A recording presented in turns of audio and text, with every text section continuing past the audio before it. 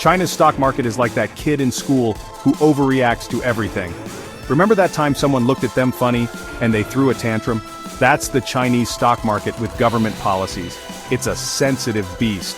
When Beijing sneezes, the Shanghai Stock Exchange catches a cold. Why so sensitive? Well, the government has a heavy hand in the economy. They control a lot of big companies. They also set the rules for how businesses operate. So, when they make even a small change, investors freak out. It's like trying to predict the mood swings of a honey badger on a unicycle.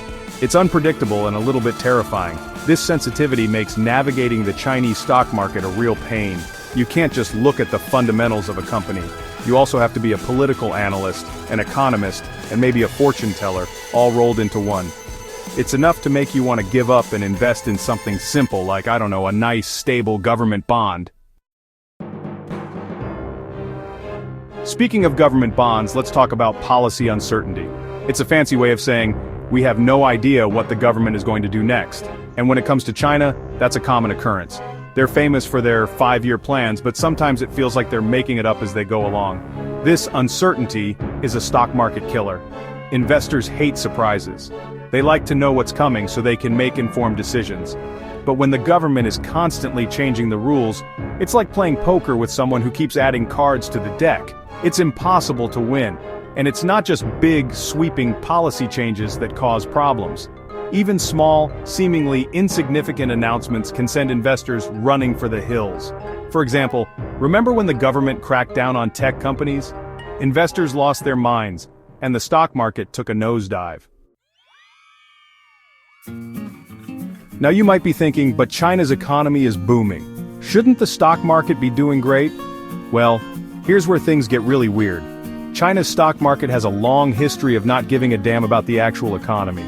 It's like that friend who's always complaining even when things are going well. There are a few reasons for this disconnect. First, China's stock market is relatively young. It's only been around for a few decades, so it's still figuring things out. Second, it's highly segmented.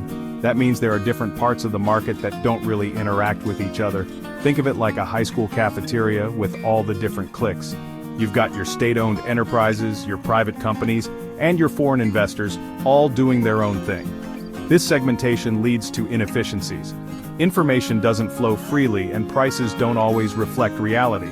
So even if the overall economy is doing well, certain parts of the stock market might be lagging behind. So, where does this leave us? Well, recently, Premier Li Qiang gave a big speech about the economy. He talked about his vision for the future and investors were all ears. He emphasized things like domestic consumption, technological innovation, and green energy.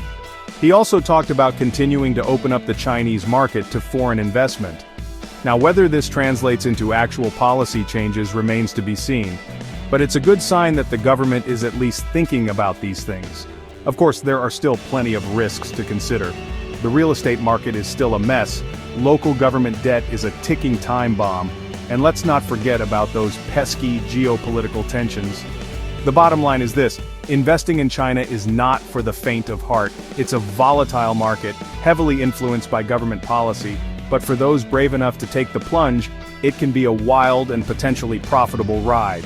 Just remember to buckle up and always be prepared for the unexpected.